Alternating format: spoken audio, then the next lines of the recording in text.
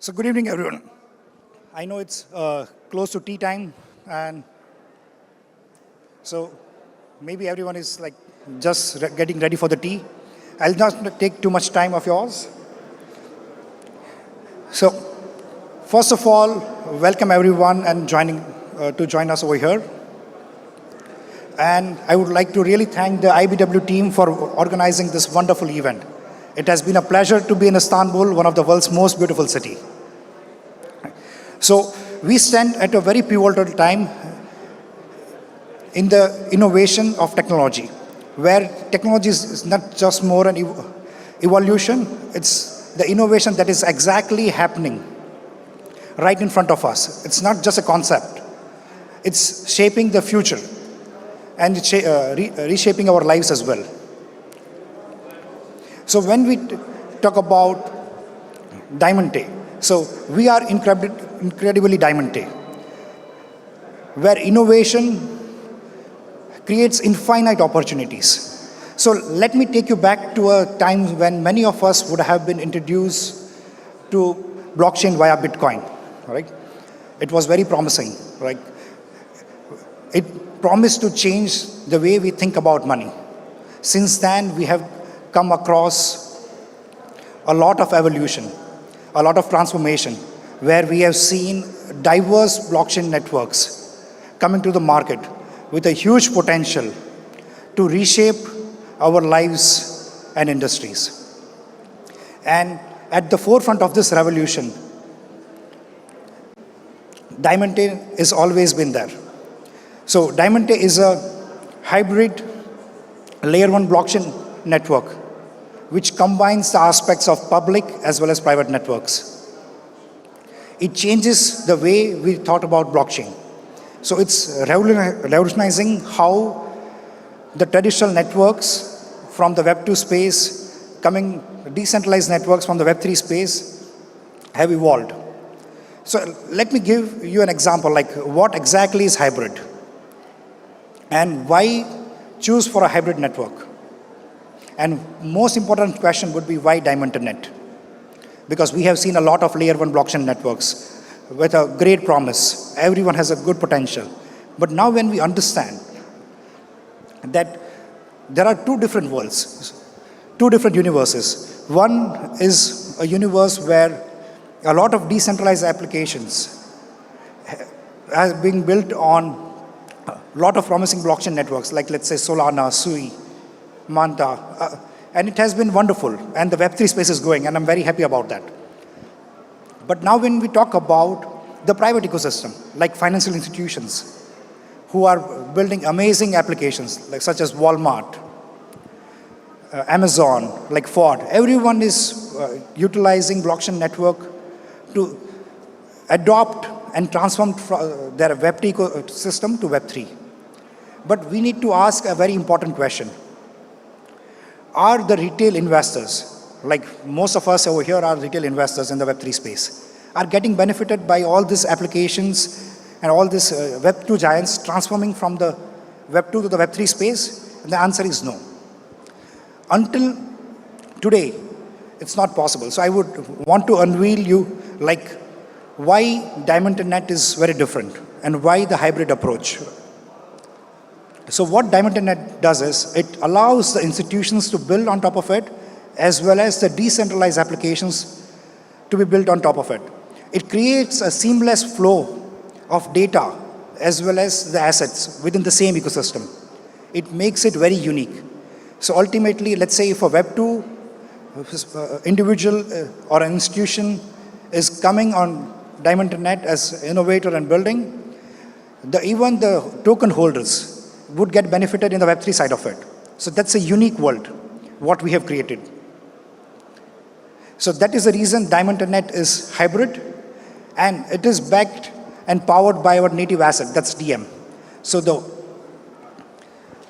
DM is powered with our unique tech that's called Sync Bridge. So to understand what is a Sync Bridge, we need to understand the cross-chain interoperability. And to understand the cross-chain interoperability, we need to understand the two different universes. So for example, what we have done with Diamante Net.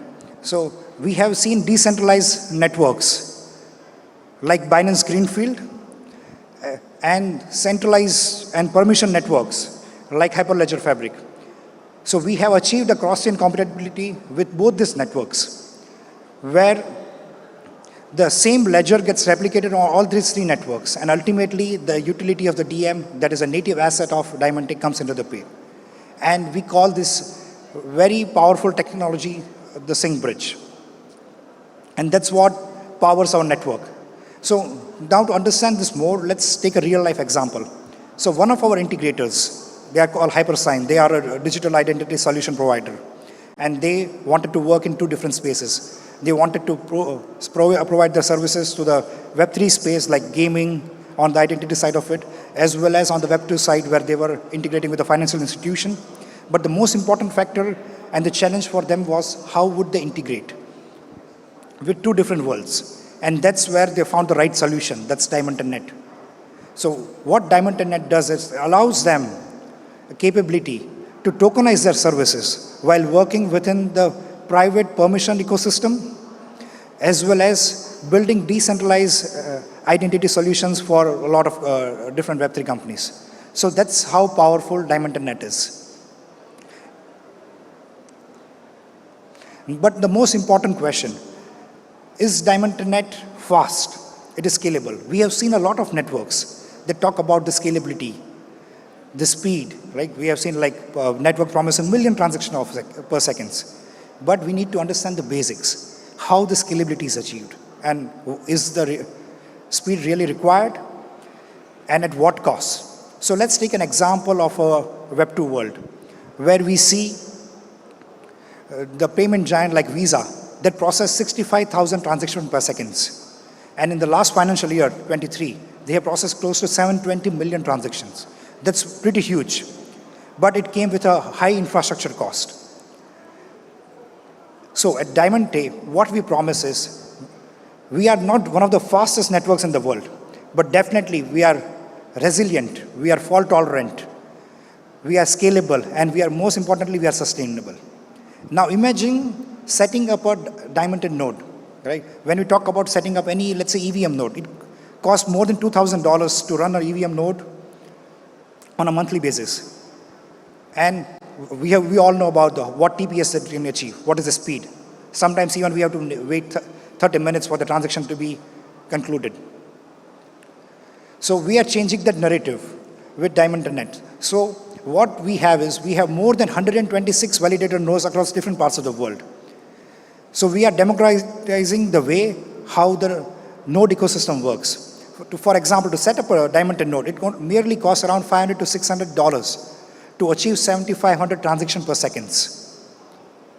And it can be easily scaled up to 75,000 transactions per second with just increasing a mere cost. That's the power and the sustainability that Diamante Net brings to the table.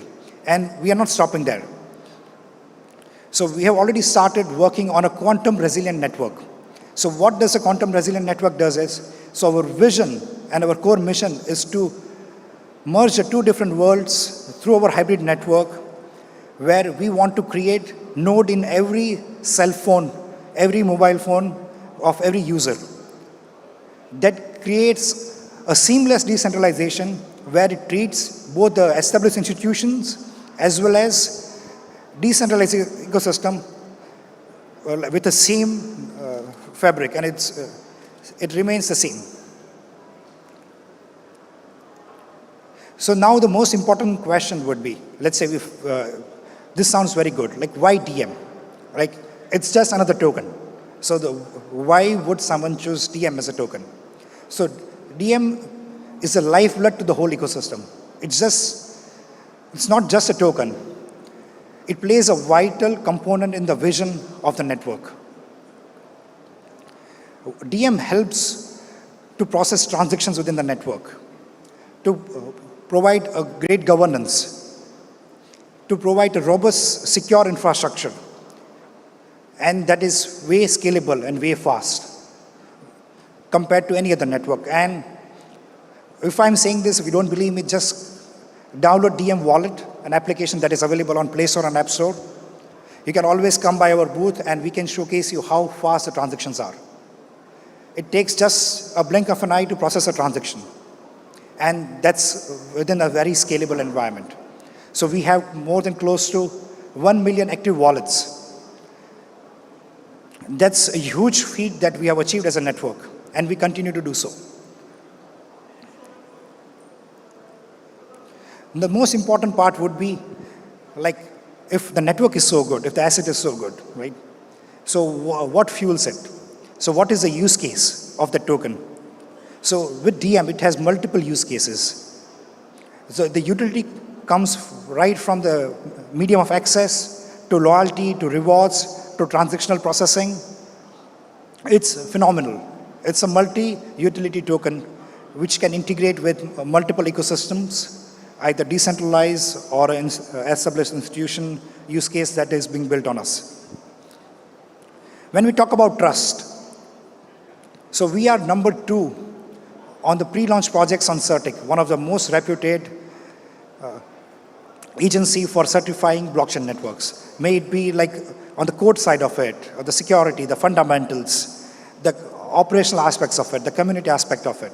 So those are the 3 major pillars which fuels our network. And that's the amount of trust that we have built. And the trust comes with the creators, the innovators who build with us. So we continuously have lots and lots of creators and innovators building on us. And I'm very happy to invite a lot of innovators to come start building on us, because the most important thing, because we learn from the mistakes the other networks have done. And the most important part is, what is the support that network provides for any innovator or creator to build? So we have a very efficient team which provides a great support for anyone to build on us, so that they are future ready. So now talking about the 3 pillars, the first pillar is always adoption, right? So we have integrators across different verticals, may it be supply chain, entertainment, gaming, institutions. We have more than 150 use cases that have already been built on us. And it's not only about the technology, right? So technology becomes more relevant when you consider the adoption part of it, how well it is getting adopted. What are the people saying about it? Is it really useful to them? And that is that very sustainable, and how long it will work?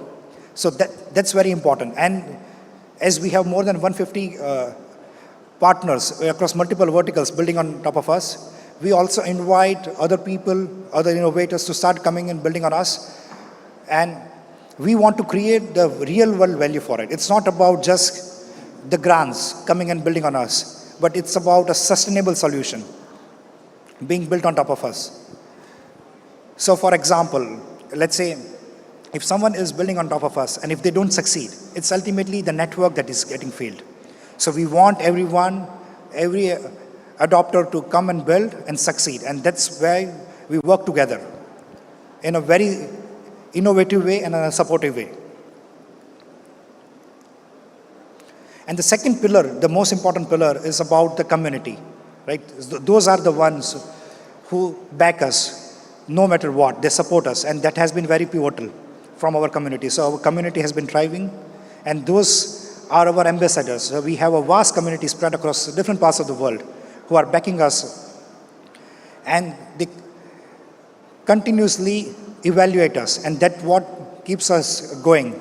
That's a driving factor about growing the network. So we are very good listeners. We listen to the feedbacks of the community, the challenges, and that is way working for us. It's like the loyal community base that we have built, it keeps on growing. And I would also invite you guys to just be our ambassadors in different parts of the world to help the overall blockchain ecosystem, the Web3 ecosystem, to drive innovation and success throughout the ages to come. So let's reshape the future together. And the third pillar, the most important part of it, is the KOLs, the key opinion leaders. When we talk about the key opinion leaders, so they are the voices of the masses. They have the potential to drive markets, to bring the voice out of the public to the project, to promote the project. So we have seen a lot of KOLs very interested in our ecosystem to work with our mission. It's not about just promoting the project. It's about believing the mission of the project. It's about the same vision that we possess and taking it to the next level. And ultimately, it's for a larger goal, to support the Web3 ecosystem, to drive efficiently so that we can take it to the next level. And I would like to also take time to invite any creators, innovators, the KOLs, to come meet us at our booth, because the physical meetings are the most important thing. So and that's why it makes it much more efficient. So let's work together in building a very sustainable future that would thrive the Web3 ecosystem and support each other to take it to the next level. Thank you very much for listening to me very patiently, and if someone wants to have more information about us, just visit us at the booth, scan us, and we are very grateful for you guys to just patiently listen to us. Thank you very much.